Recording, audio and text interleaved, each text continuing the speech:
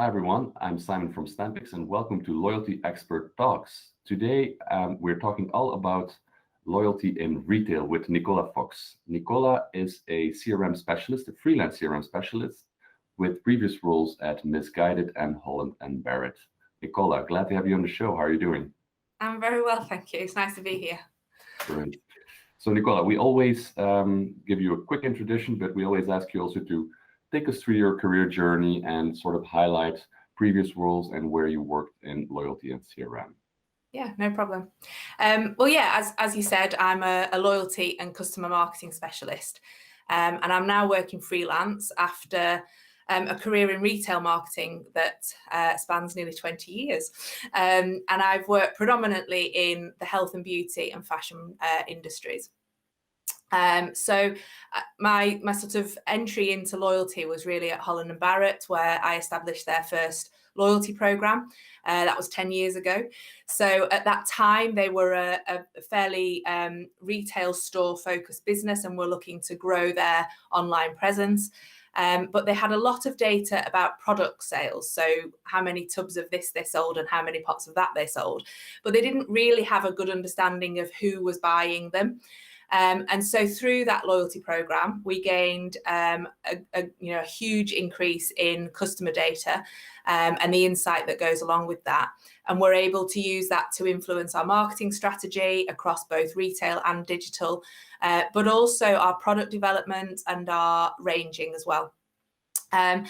So following that, I moved to Misguided, where actually they had the opposite problem, I suppose. They had a lot of data, being a pure play fashion retailer, but the challenge was to make their data more tangible, more relatable, and something that they could actually use day to day in their decision making to improve performance. So whilst I was in that role, I did a few things to make that possible. I introduced some new technology, I implemented some structure changes, and ultimately a move away from that sort of very traditional approach of CRM programs to a more proactive, data-driven targeting strategy. And like you said, I now work freelance. So I've been doing that for 2 years. And I facilitate marketing teams like the ones I've worked with before to get their strategies live. And then once their strategies are live, how to identify the things within their data that are indicative and will help them to nurture loyalty in their customer base. Great, thanks. And you mentioned this in the intro, Nicola. You're also working increasingly with agencies, is that correct? Yeah, that's right. I think since stepping out of a full-time role, I found that some of my experience of working in retail companies for that long has helped agencies as well. So they very often have great products, great technology, great stories about how that technology has come to be. But they are maybe struggling to understand how retail businesses operate, the kind of decision-making processes that they go through, what would actually resonate with some marketing teams, what their pain points are, what do they struggle with. And so I can give agencies and platform providers a bit of insight into that and try and help them to change their story and their pitch to make sure that it's really cutting through and resonating with those retail audiences. Excellent, thanks for the overview. Next question before we go back to the data and the more serious matters, a simple personal question. When you think of the term loyalty in general, is there a specific brand or product that comes to mind where you're loyal to in your personal life? Yeah.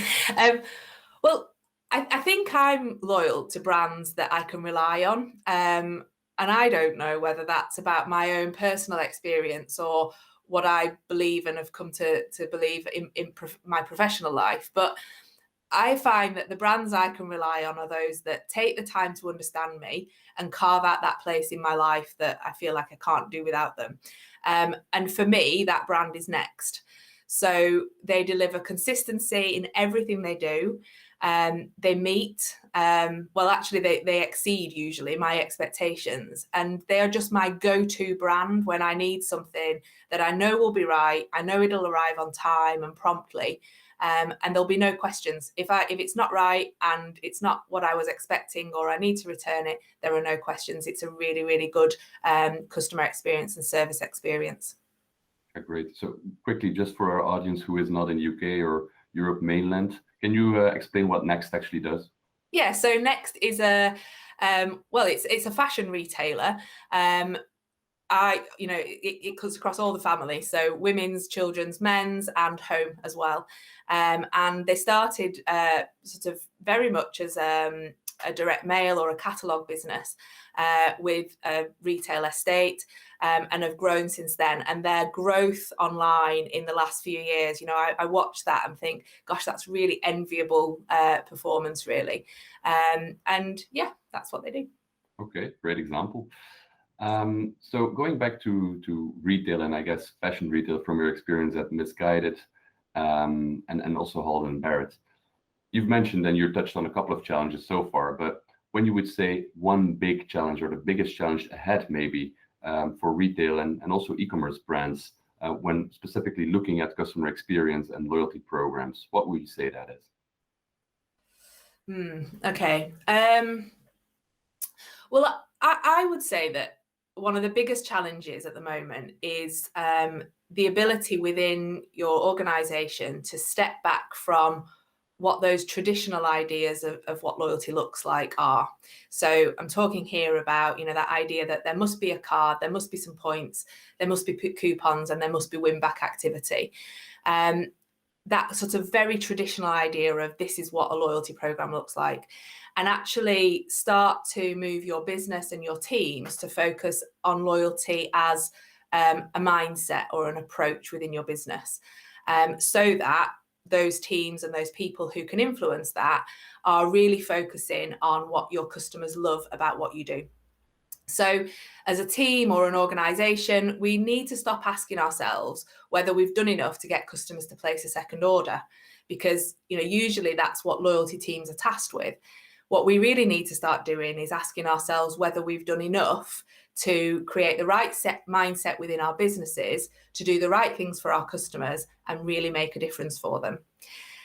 So, promotions, discounts, they might play a huge part in your brand. And I've certainly worked at Holland & Barrett and Misguided where promotion and discount was a big thing, it was a big deal. But the reason that has no place in loyalty strategy today is because it's a repair method. It's something that we used to do because we had no other way of seeing what customers were doing until they stopped shopping with us or they stopped visiting us. And so we used those tactics to get them back. But that's just really kind of covering the leak rather than being enterprising and proactive to build those experiences that customers love and they want to enjoy time and time again. If we see loyalty as kind of building this virtual fence around our customers to stop them getting away, then actually we're missing that opportunity to just simply create a brand that people are really happy to shop with and choose to stay with. Yeah, I love that analogy.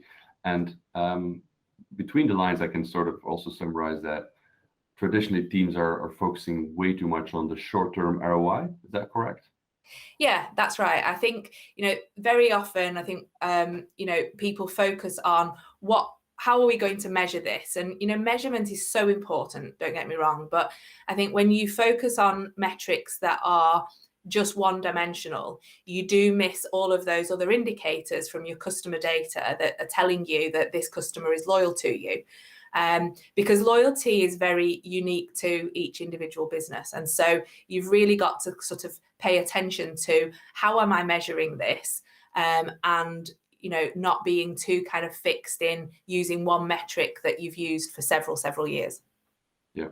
And of course, data. That's also a challenge, is to not only to collect the data, but then to make it actionable.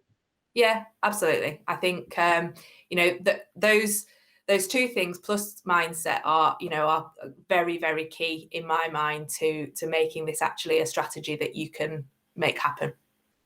Great. So one of your recent accomplishments, Nicola, is the development and the launch of a successful loyalty program over 700 retail stores. Is that correct? Yeah, so that was at Holland & Barrett. So that was, it was 10 years ago. It's as old as my daughter. So there you go. And yeah, I mean, we were fairly aggressive in our rollout of that. And we achieved 700 stores within 6 months. And it's gone from strength to strength, really. It's now a big part of how they do business and how they do their customer analytics. Yeah, great.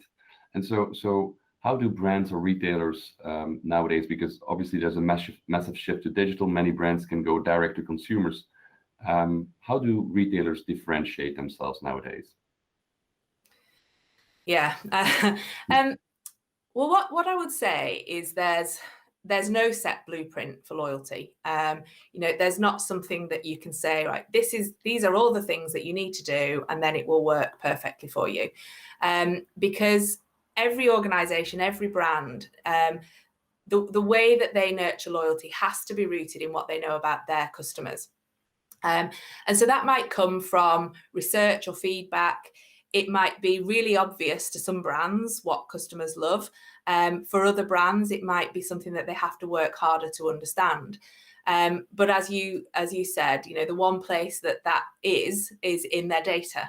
And so it's really important to have data central to all of that decision making, having everybody understand the importance and the information that they can get from that, and how that influences the degree to which customers are loyal to their brand.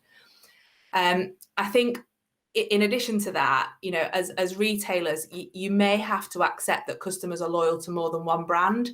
So when you talk about kind of standing out against your competitors, yes, of course, you want to do that, but you might have to do that in the knowledge that they are also shopping with your competitors. And I've certainly been in situations where, despite a very high degree of brand affinity, particularly at Missguided, everybody loved the brand, but some customers were also shopping at direct competitors.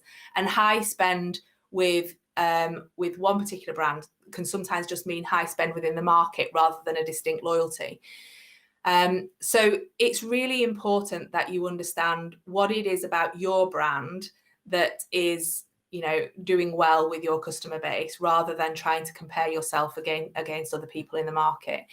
I mean, certainly in the last 18 months, brands will have seen acquisition from customer groups who would never have considered them if there hadn't been the circumstances of a global pandemic.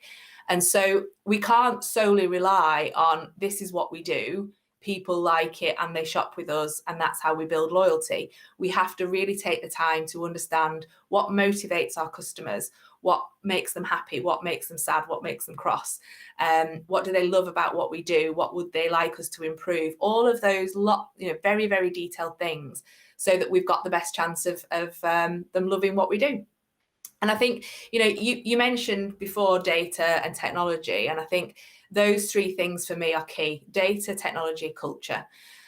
Data allows you to understand what's important and what you need to do. The technology allows you to be able to actually do something with it, which is very, very important in this space. There's been years and years of marketing teams really having lots of insight and never actually being able to execute on it. And the third one is culture, because if you haven't got the right mindset within your organization, then you can end up with just small teams focusing on this rather than the whole organization. And actually, you need everybody looking at how they solve for customer and how they improve those customer experiences. Yeah, great. And I can definitely relate, because at Snampix we also work with across a variety of industries with different brands, and it's stunning to see the differences in mindset on loyalty, going from all the way to not having a loyalty program at all, to going very far, for example, in telco, where people are giving rewards which go beyond the traditional core offering. Yeah, absolutely. Yeah. Great. So looping back to the data, and Nicola, there's obviously a lot of data to measure, and it's probably different for each brand, because, like you said, there's no blueprint, but try to at least give us the most vital metrics according to you in loyalty. Yeah. It's a tricky one, isn't it? But I think, for years, I had the belief that loyalty was about retention. So, and I think to a degree, it still is. It's certainly still a factor.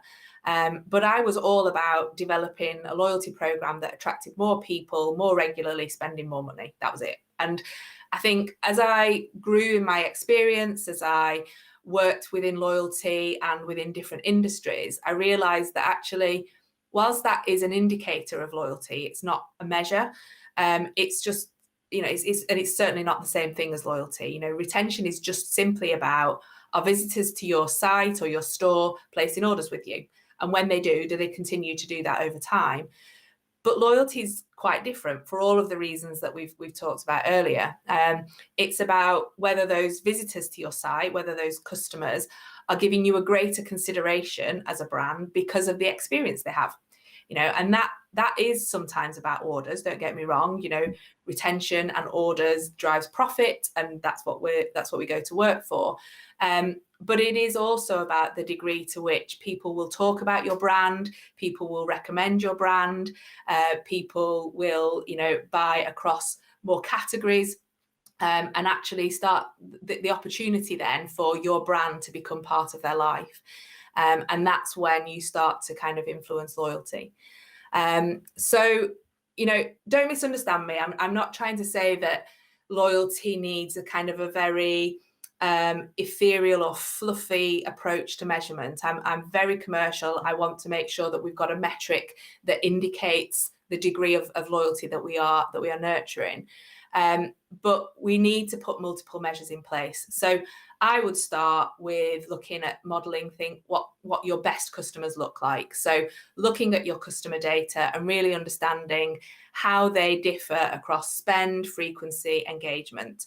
But then also looking at things like on-site behavior. So what do they do when they come to your site or your store? How do they browse? How do they behave when they're on site? What's their kind of quality of session? How long do they stay with you? How many different categories do they browse? And how often do they visit you, and how regularly?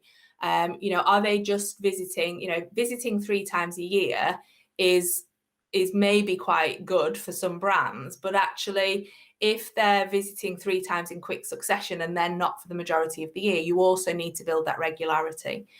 And then other things are, channel adoption. So are they engaging with you on all of the different marketing channels that you're communicating through?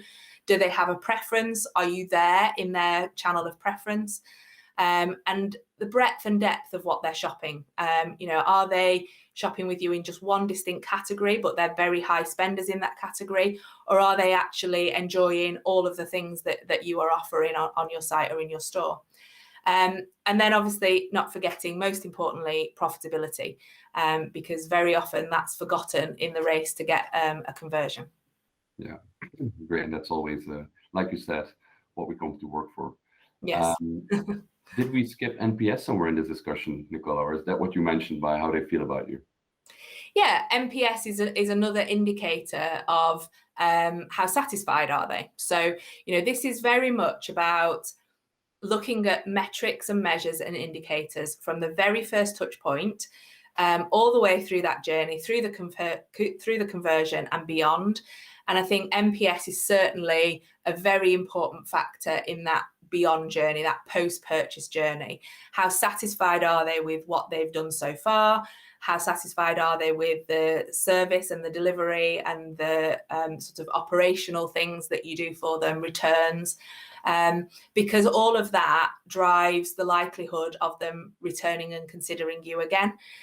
So absolutely, that has to be in there as well. Sentiment analysis, intent, and satisfaction are all very, very key. Great.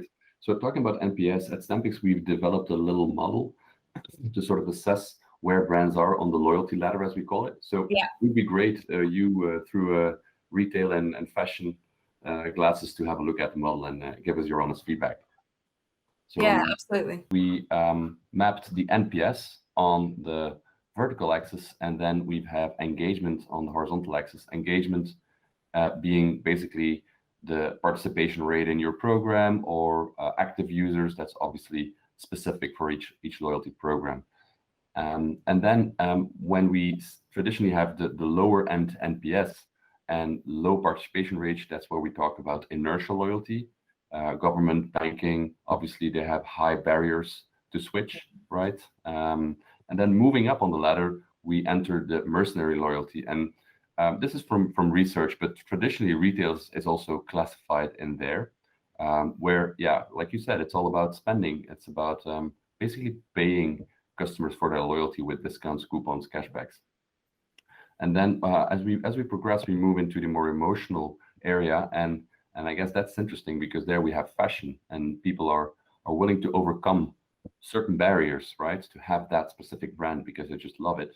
Yeah. And then the holy grail, obviously, we've got the Apples and Nikes, the Disneys of the world. So yeah, that's basically the ladder. And here is where we have the split from functional loyalty to emotional loyalty. And yeah, where we always try to operate with our customers.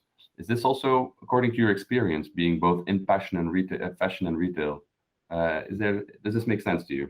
Yeah, it makes a lot of sense, and that's nice to see because it kind of it's a lovely illustration of what I've been saying, really. And I think, in many ways, I think there's a couple of things I would say.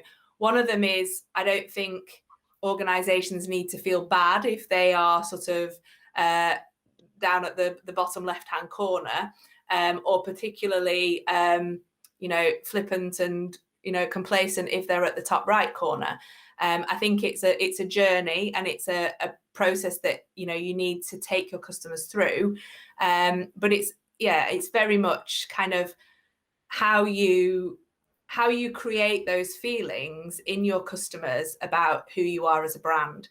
And for some brands, that's really easy, or it's a lot easier because there's sort of a natural, as a consumer population, you want to like them. There's nothing to dislike about them. You take, some of those examples that you put on there, and you sort of think, well, there's a lot to like versus a bank, but equally, I think there is opportunity for all brands to create that emotional connection. But it is about sometimes stepping back from thinking, well, how would we do this if we were a retailer or a theme park or something that's very, very enjoyable? We're not that, but how can we take away the pain points that our customers have if they're in a banking environment or an insurance environment? And I think as soon as you start to think like that, and it shouldn't be hard because we're all people, we're all customers. So as soon as you start to think, what would I like to be better about my experience with this brand, and start to put that into place, it starts to happen. And that kind of brings me on to my second point, really, which is the technology. We've spoken about technology a few times. I'm a big believer in that the technology is really the key to unlock this. You can have all of the great ideas and all of the right things in place within your organization culturally. You can have all of the data telling you what to do, but if you don't have that right technology to help you make it happen, it's an uphill battle for your teams, and it's very kind of morale destroying. So I think it's very important to find the right technology for what you want to achieve, and also look, the really exciting innovations within this space are where sentiment and intent and emotional loyalty are being tracked and measured and are able to execute on, as well as those sort of very transactional, this person came to site, this person didn't buy, this person did buy, this person hasn't bought in 3 months. That's very operational, it's that very functional end.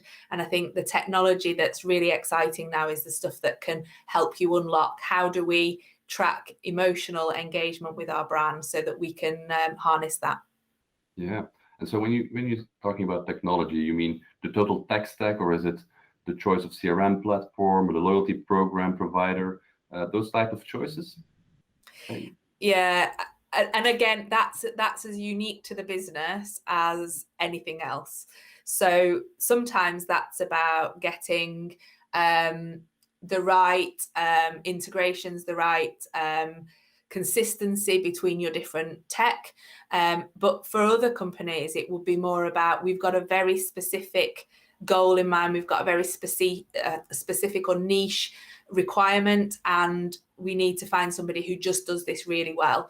So you've got to spend an awful lot of time really looking at what your requirements are, how you operate as a business, what kind of technology would work well for you and the type of business that you are. And then find the right one for you. I'm never about going out and buying the biggest name and the biggest, the biggest price tag. It's very much about, if you've got something very specific to deliver and everything else is fine, then find the best person to deliver that for you. Yeah, no single blueprint nor technology provider, unfortunately. No, and Maybe fortunately, actually. We could see this as like a thing that holds us back, or we could see it as an opportunity. We don't have to have deep pockets to make this stuff happen. A lot of it is very instinctive and instinctual within your businesses. And so use that alongside the data to help you shape what's right for your customer. And then once you've worked that out, then find a way of making it happen. Yeah, great. So, Nicola, we're almost out of time already of this interview, but want to give you this final question for the people listening out there. If they want to learn more about loyalty CRM, is there a specific blog, or maybe key opinion leaders that you would say follow those? That comes to mind? Oh, that's a good one. So I think there are a few different things that I would recommend. So I follow a guy, I've met him actually at an event called David Raab. He works at the CDP Institute. He's a great person to follow because he's a very intelligent guy, but he takes quite tricky concepts and explains them and kind of breaks it down for you so that you can sort of understand it, particularly in the technology space. Actually, those decisions around CDPs and what kind of technology do I need. I found his information really helpful. I think the exciting space at the moment within loyalty is a company called Swappy, who I've been kind of watching, and it's very interesting seeing that come to light because that's a very different approach to loyalty, and very exciting to see what will happen there. And then, I sort of find articles and things through like the Loyalty Expert and things like that. So. And also platform providers. So I've worked in the past with Exponia and with Telium, and they also provide quite good blog content and things just to sort of make you think a bit more. Along with so there's Exponia, Telium, and Antavo is another one. Great, thanks. We'll definitely follow those. So Nicola, that's it. Thanks so much. It's a wrap, and great to have you on. Thank you. Thank you. Bye. Bye-bye.